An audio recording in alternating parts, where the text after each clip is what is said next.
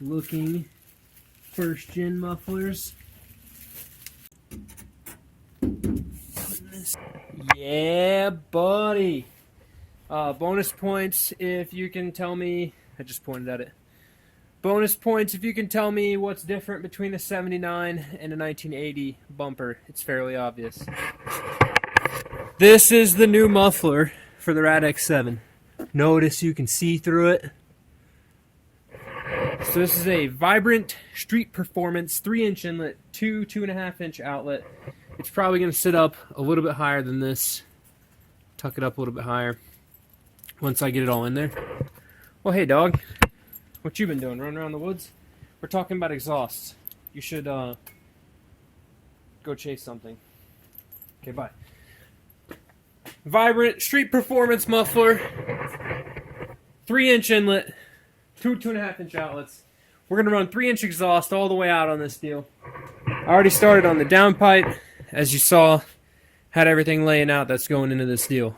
So, this is my first time really fabricating the entirety of an exhaust system minus the turbo manifold, or like the exhaust manifold itself. So I'm going to have to modify the wastegate location next, and then fabricate up the bits to recirculate that.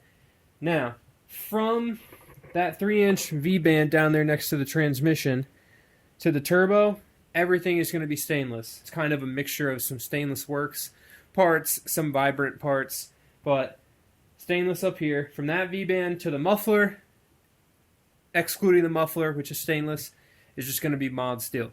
There's a big price difference in between the two, and albeit, like, we're going to build a super sick car, this thing's going to be slick, you know, it's like 4 pounds heavier, it's easy, and I can MIG weld all of it. The downpipe is going to get TIG welded, and so will the wastegate stuff will get TIG welded. I'm just tacking it in place. I've got some stainless wire in my welder for now. So, what we're looking at here is just 3-inch, got the bellow, and you can see down there under the turbo is the existing 4-bolt flange wastegate flange. Okay? We're not running a 4-bolt wastegate.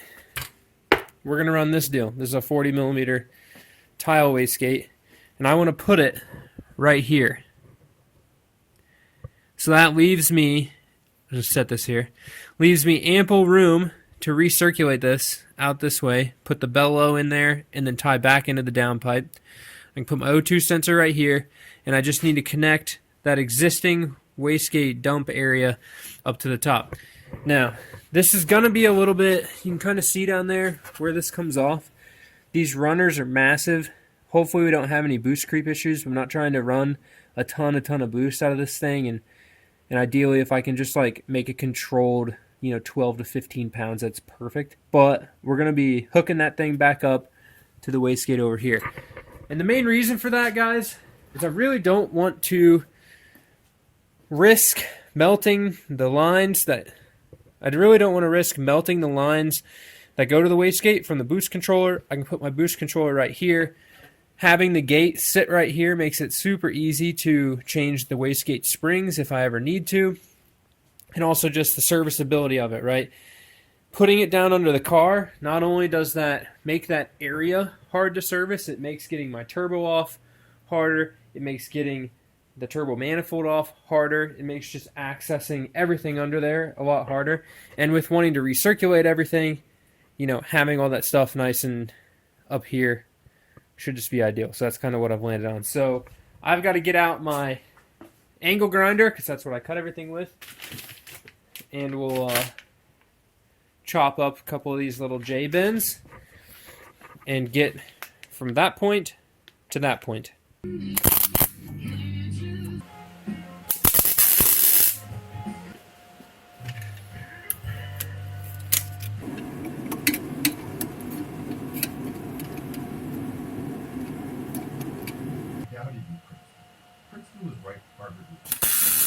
New Jersey beats.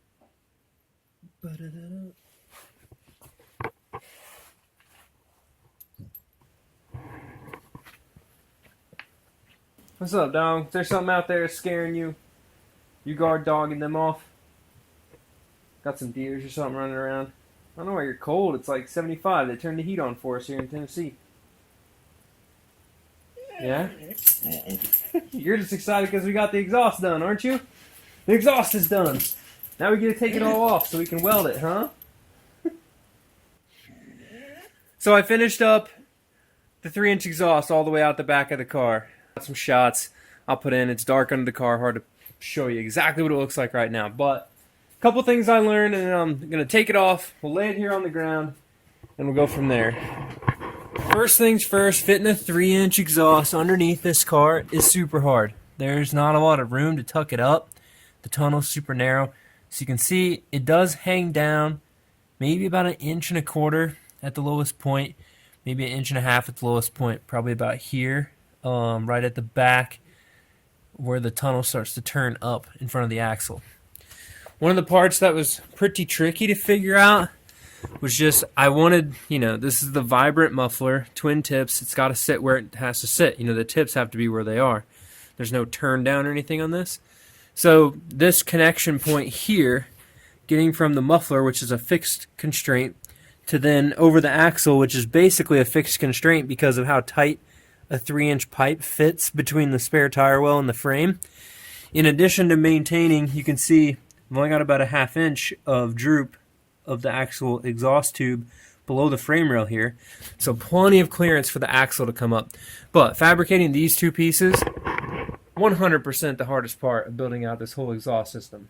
Now, I'm missing, and you'd be surprised, but yes, I couldn't find it, so I need to go get one off of a parts car. There's a bracket that goes on the rear frame rail of the RX7 that holds the factory muffler with exhaust hangers on both sides of the factory muffler. I want to utilize that bracket and then adapt my muffler to hang from that. I couldn't find one of those brackets, and I couldn't find the bracket for this car, so unfortunately the hanger for the muffler is not finished. I've got hangers under the car down the frame rail, so that's a win right there. But now I get to take this thing off the car for a couple reasons. I don't have a TIG welder, so y'all got to see the wastegate and all this stuff get built, which I'm super stoked with how this fits. Recirculation, tidied that up. Everything's all good. I love the serviceability of it. This is going to come off. I got to pop the wastegate recirc off to drill the hole in the downpipe so that it's not just welded to like a sealed pipe, right? And then this section, so the manifold, the wastegate recirc, and the downpipe is all made out of stainless. All of that's going to my buddy to get TIG welded, and that'll come back. The exhaust all the way out the back is just mild steel. I'm going to weld that with my MIG gun. Being that it's something I can change fairly easily, that mid pipe, and I've already made it once, so I know where all the cuts are. I just made it out of mild steel for now. We'll see if it scrapes a whole bunch, and maybe, because ultimately I don't think 3-inch circle stainless would be the ideal situation, and we may have to do like a 3-inch cross-sectional area equivalent, but an oval or a D, the oval pipe, through the center of this. So we'll figure that out when we get there, but muffler placement's done. Let's get this turbo set up and exhaust off the car and lay it out here for us to see, and then I'll just be stoked that the exhaust is finished, ready to weld it up. Dog has just been chasing stuff around. Look at you, all wore out, not ready for the summer heat. The best move so you don't drip any of that slobber on my nice fancy turbo. My stainless exhaust, huh? Alright, y'all. Check this out. My masterpiece of 3-inch horsepower generating, awesome rotary sound capturing, resonant sexiness. Fired up. Turbo manifold, modified wastegate, recirculatory tube here, coming up off the prefabbed encabulator. Up to here, you got your wastegate living right there. You got the downpipe fitting all up in there like so. Wastegate bridge and all them gaps. My turb's just gonna fall over. Okay, it didn't. We got our Vibrant bellows in here, so all this stuff has some wiggle, so it can all fit. From here, 3-inch V-band to our mild steel section. This isn't exactly like perfectly ideal. I don't have dies for my cheapo bender back here to go up to 3-inch, so I couldn't bend this. Typically I would just kink this pipe a little bit, like on the other first gen stuff that I made back here. That big long pipe, I just bent that to make it for my silver car. But a couple little cut bend kind of deals. I'll have to hammer a couple of these shut. The spot with the dents, that is for this area right here where the seat rail goes, because low clearance. Hanger at the factory location. Some custom concoction bends going on. A small piece of stainless. Another 3-inch V-band up over the axle. Super complex bends. And hey, look, it's mufflerception. My nice stainless vibrant muffler. 3-inch inlet, 2.5-inch outlets. You can see through it, which means horsepower. I'm going to spend a few hours burning all this stuff in, welding all this stuff up. Then I'm going to come over here and we're going to get the front suspension put back on this car, get the engine bay cleaned up enough to where it's safe to haul on the trailer so parts aren't falling off of it, i.e. just like pull my exhaust gaskets off and some of these fittings that are just loose and hanging around. We'll get those all off of there. Radiator stuff, if you didn't go check out that video, kind of sciencing out all the intercooler piping and whatnot with this V-mount setup. Pretty hyped on how that came out. And we're looking like this thing's going to start coming together really fast. So like I said earlier in the video, once the body panels go on this thing, it's literally like mounting the oil cooler away, plugging all the sensors in from firing this deal up. So we should be pretty close this week and this exhaust being done. It's just a huge fabrication lift off my shoulders. So a couple things to science out in the next couple weeks as well. Suspension, doing some coilover converting to the front, mainly so I can fit a bigger tire. When you run Racing Beat springs, the spring is big. You can't get a lot of camber because the spring hits the tower, etc., etc. So we got to sort that out. We already got sway bars on this deal. I'll go over spring rates and stuff in that video as well. And then just got to get this deal fired up. Fire up the old DOS laptop and start button mashing our up and down keys, get this thing tuned. So with that, guys, thank y'all so much for watching. I know this is kind of the I'm not a crazy, like, if I was a professional fabricator, I would try to teach you and show you guys exactly how I do all of this stuff and make a really good video about it. But I'm not a super good professional fabricator, so I'm not exactly showing you how tight my gaps are and how well all this stuff is, because, like, it's really good for me, but the stuff I watch on the internet, it's not really that great compared to all of that. So, and maybe that's just me being a little bit, you know, I mean, this is really not, I've only made probably 4 or 5 exhausts for cars, so that's probably a lot more than other people. But anyways, I hope you guys enjoyed the video, at least seeing this stuff get done, seeing everything come together. Seeing everything come together. Once we get this stuff back on the car and start firing this thing up and driving it and sciencing everything out, getting the chassis work done and sorting out these RX7s is kind of my jam. Done a lot of them, and I'm excited to get into that process instead of kind of this building intercooler pipes and exhaust pipes and stuff, which has been a hectic bit of the last whatever. So anyways, hope you guys enjoyed it. If you want to learn more about these engines, I built a bunch of them on the channel.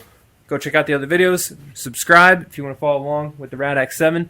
See this thing get built. Trust me, the next video you guys are going to see after this one, car is going to be transformed into something that is pure 80s, or I guess we'll say late 70s sexy goodness, and it's going to look freaking fantastic, and I cannot wait to share it with you guys. So with that, I'm going to go get some sleep, because that's one thing I haven't been doing a lot of lately, and this thing, it's going to be sick. Thanks for watching. Keep it rad. The dog already made her appearance. I wonder if she'll come back. Don't trip on my exhaust.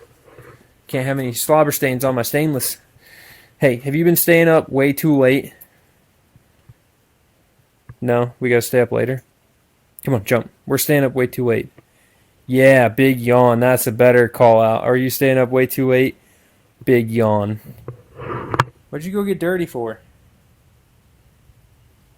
Yeah? Give me the slide eye. You tired? You wanna go inside? Okay. Peace, guys.